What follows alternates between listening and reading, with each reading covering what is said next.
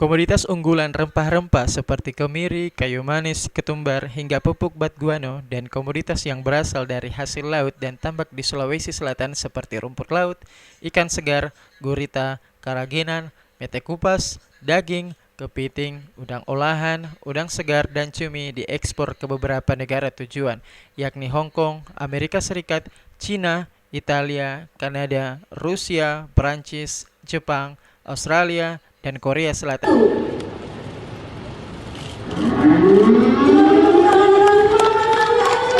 Bantuan ini ada beberapa ini dan anda langsung ke Eropa ya, ke Asia, Eropa dan Cina. Kemudian beberapa bantuan ini adalah rempah-rempah ya. Ini keunggulan kita karena ini yang dikirim adalah rempah-rempah. Ada tadi apa?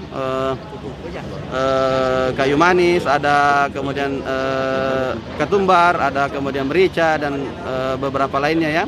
Dan ini bagus sekali kan, ini keunggulan kita yang pernah harus dikembalikan kejayaan untuk rempah-rempah ya. Ini ekspor perdana. Ya, Kedepannya, pemerintah Provinsi Sulawesi Selatan terus mendorong realisasi Makassar Newport yang diharapkan kapal-kapal asing bisa berlabuh untuk mengangkut hasil-hasil bumi ke negara tujuan dalam rangka percepatan dan menambah nilai ekspor.